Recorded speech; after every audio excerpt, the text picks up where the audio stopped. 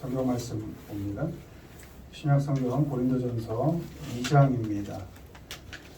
신약 성경 264페이지 고린도전서 2장 1절로 5절까지 한 목소리로 읽습니다. 형제들아, 내가 너희에게 나아가 하나님의 증거를 전할 때에 말과 지혜의 아름다운 것으로 아니하였나니 내가 너희 중에서 예수 그리스도와 그가 십자가에 못 박히신 것 외에는 아무것도 알지 아니하기로 작정하였습니다. 내가 너희 가운데 거할 때에 약하고 두려워하고 심히 떨었노라. 내 말과 내 전도함이 설득력 있는 지혜의 말로 하지 아니하고 다만 성령의 나타나심과 능력으로 하여 너희 믿음이 사람의 지혜에 있지 아니하고 다만 하나님의 능력에 있게 하려 하였노라. 아멘. 오늘은 사명과 소망이라는 제목으로 말씀을 전합니다. 먼저 1번 보시죠. 읽습니다. 사명, 하나님의 능력으로 내 말과 내 전도함이 설득력 있는 지혜의 말로 하지 아니하고 다만 성령의 나타나심과 능력으로 하여 너희 믿음이 사람의 지혜에 있지 아니하고 다만 하나님의 능력에 있게 하려 하였노라. 아멘. 고린도전서는 바울이 쓴 편지죠. 고린도 교회에 보내는. 바울은 우리가 잘 아는 것처럼 로마 시민권을 가진 사람이었습니다. 전 세계를 통치하는 그 주인된 나라의 시민권을 가진 사람이었고, 또 명문가 출신, 가문 좋은 사람이었고, 배경이 당연히 좋았고, 공부를 많이 했습니다. 당시 헬라 문학에 또 사상에 아주 뛰어났고, 유대교적 율법 교육을 받아서 구약 성서와 율법 해석하는 데 뛰어났고, 수사 공부도 했고, 당시에 뛰어난 신학자였으며 파벌로는 바리새파였고, 또 가문 그 학문의 계보로는 가말리엘 제자, 당시에 가장 유능한 선생의 제자였습니다. 한마디로 가장 뛰어난 사람이었다. 누구라도 알만한 대단한 학자였고 가문이었고 그런 사람이었다. 그게 바울이었습니다. 근데 그 바울이 예수님을 만나고 회심한 후에 그리스도를 아는 지식 외에는 그동안 내가 배웠고 쌓아왔고 했던 모든 배경, 학문 지식을 다 배설물로 여기겠다, 이렇게 고백합니다. 빌립보서 3장 8, 9절 모든 것을 잃어버린다고 고백합니다. 그냥 다 잃어버리고 배설물로 여김은 그리스도를 얻고 그 안에서 발견되려 함이니, 이렇게 기록되어 있습니다. 그동안 내가 쌓아오고 누렸던 것, 배경, 지식 모든 걸 다 잃어버리고 대신에 그리스도를 얻고 그리스도 안에서 발견되려 함이니, 뭔 얘기입니까? 하나님 앞에서 나란 인생에 대하여 잘 알게 되려 함이니, 이런 뜻입니다. 세상의 지식이, 배경이 나를 알게 하지 못하더라. 아무리 세상을 누리고 살아도 내가 누군지 몰랐던 삶이었는데 그리스도를 알고 나니 이제 내가 그 안에서 발견되더라. 내가 이런 사람이었구나. 누구 앞에서? 하나님 앞에서야 비로소 자신이 누군지를 알게 되었고, 비로소 내가 어떻게 살아야겠다 라는 고백을 하게 되었다는 것이죠. 예수님을 만나고 모든 것을 다 배설물로 여기고 오직 하나님 한 분만을 보고 살기로 작정한 바울은 자신의 사명을 그리스도의 복음을 전하고 전도하는 일로 여기게 되었습니다. 바라기는 우리 다현이하고 늘 진로에 대해서 얘기해 보면 문과냐 이과냐, 그러면 이런 것도 같고 저런 것도 같고, 또 어떨 땐 이과 쪽인 것도 같고, 어떨 땐 또 문과 쪽인 것도 같고, 또 하고 싶은 게 뭐냐 그러면 어떨 땐 이거이기도 하고 어떨 땐 저거이기도 하고. 과연 학생들만 그럴까? 오랜 시간을 살아온 삶의 경험이 많은 우리도 역시 어쩌면 지금까지도 내가 뭘 하고 살아왔는가, 아니면 앞으로 남은 생을 내가 뭘 하며 살까라는 것에 대한 고민이 분명히 있을 거라는 것이죠. 근데 그 답은 어디에 있느냐? 세상의 경험, 배경, 지식에 있지 않고 하나님 앞에 설 때, 그럴 때야 비로소 내 삶을 제대로 가게 되더라. 하나님 앞에서 그 지식을 발견할 수 있게 되었다. 바울의 고백인 것입니다. 그러니 여러분, 남은 인생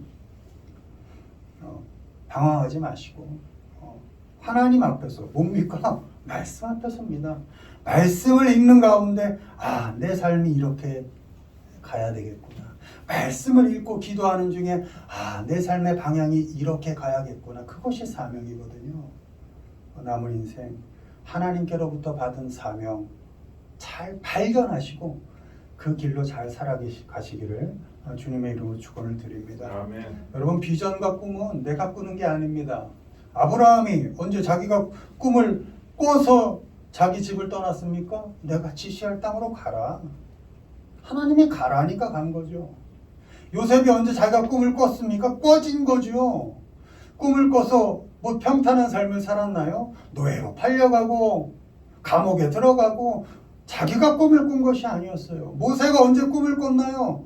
떨기나무 앞에서 멍하니 섰다가 이게 뭔가 싶을 때 하나님께로부터 부름을 받아서 너 이렇게 살아 해서 사명으로 던져진 것이고 그걸 감당하고 겪고 견뎌갔던 것이죠. 그럼 꿈은, 비전은 내가 꾸는 게 아니고 나에게서 나오는 것이 아니라 하나님께로부터 주어진다는 것이죠.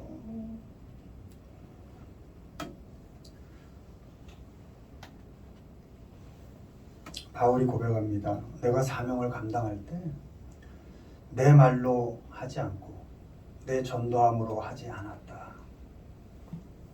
바울도 수사학이라는 걸 배웠기 때문에 남을 설득해서 잘 조정할 수 있는 능력이 있었어요. 그렇지만 자신의 능력 사용하지 않고 오로지 하나님의 능력으로만 했다. 이렇게 고백합니다.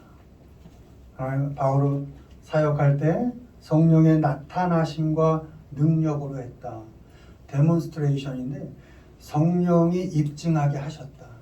성령이 행동하게 하셨다. 이런 의미입니다. 성령께서 직접 내가 사명을 감당할 때 직접 행동하여 주셨고 증명해 주셨다.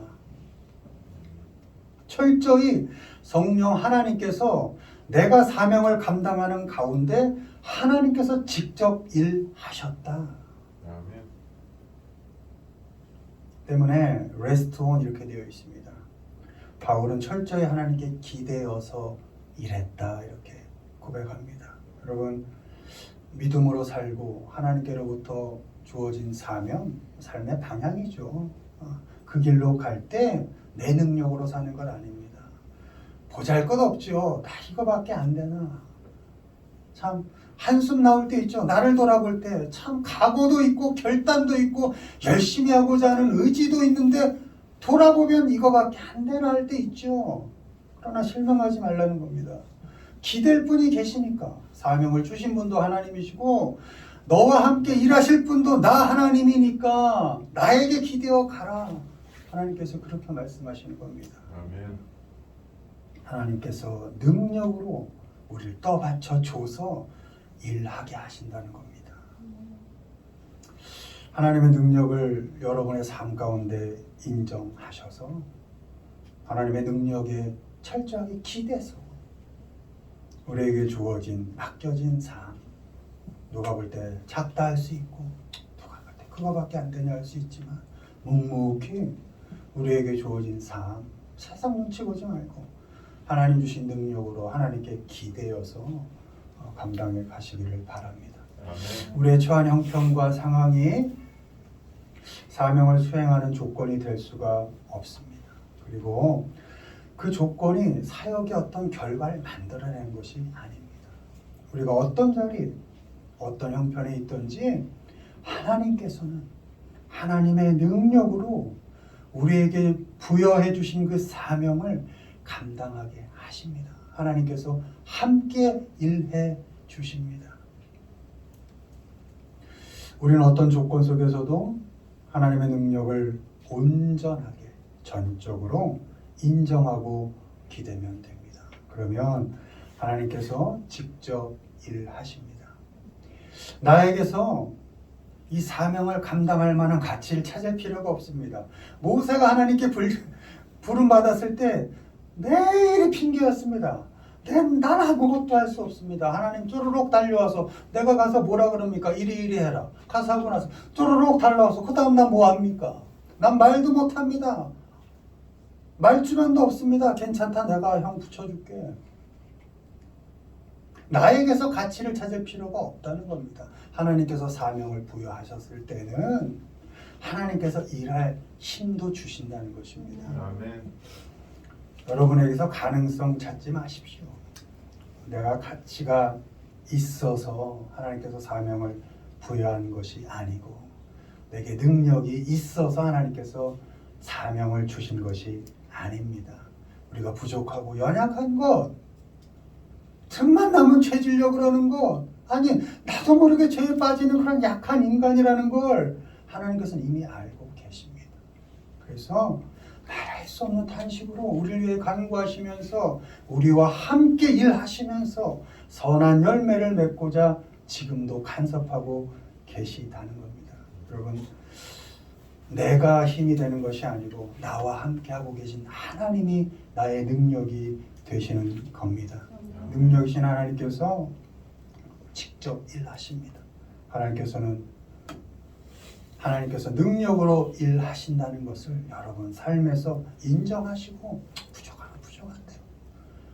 좀 그릇이 비어 있으면 빈대로 그대로 하나님께 내어놓을 때 하나님께서 귀하게 사용하시는 것입니다. 할 수 없는 나, 아무것도 아닌 나, 그 나를 그대로 하나님 앞에 내어놓을 때 하나님께서 하나님의 힘으로 우리에게 맡기신 사역, 사명 감당하게 하시고 이루어가게 하십니다. 여러분의 삶에 이제 나이가 어리던 나이가 들었던 하나님은 지금 말씀하고 계십니다. 이렇게 살았으면 좋겠다. 이 말씀을 통해서 그래 너에게 이런 사명을 줄게. 넌 귀하다. 할 수 있다. 해봐라. 이렇게 우리에게 도전하십니다. 바라기는 우리에게도 지금도 마음에 오셔서 말씀하시고 마음의 문을 두드려서 우리 한번 해보자. 할 수 있다. 해보자. 내가 힘줄게 하고 매일매일 우리에게 찾아오시는 그 하나님의 능력에 기대어서 오늘 우리에게 또 내일 우리에게 주실 그 하나님의 사명을 멋있게 감당해 가시는 우리 모두가 되기를 주님의 이름으로 축원을 드립니다. 아멘. 두 번째 읽습니다. 소망 하나님만 의지함으로 형제들아 우리가 아시아에서 당한 환난을 너희가 모르기를 원하지 아니하노니 힘에 겹도록 심한 고난을 당하여 살 소망까지 끊어지고 우리는 우리 자신이 사형 선고를 받은 줄 알았으니 이는 우리로 자기를 의지하지 말고 오직 죽은 자를 다시 살리시는 하나님만 의지하게 하시리라. 아멘. 아멘. 오직 하나님만 의지하면서 하나님의 제자로 사도로 열심히 신앙인으로 살면서 그 사명자로 사역을 감당해 갈 때 바울의 인생은 기대와는 다르게 고난의 연속이었습니다.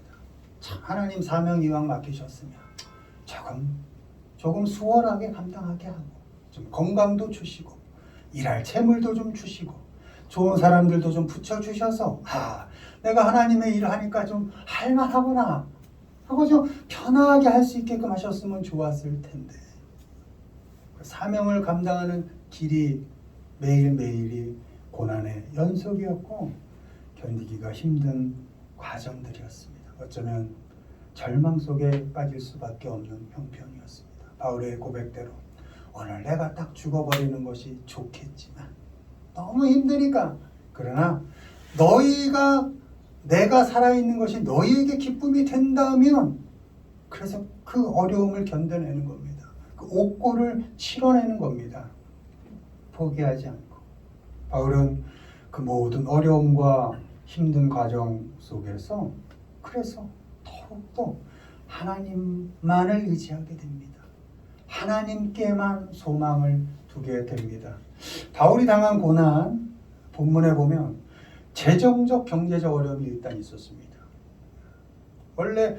원래 자기의 가문의 그 배경에 그대로 살았으면 재정적 어려움을 겪지 않아도 될 사람이었는데 하나님 사명 감당하겠다고 탁 나오는 순간 경제적 어려움을 겪게 되는 겁니다. 오죽하면 자기가 벌어서 사역을 했겠습니까?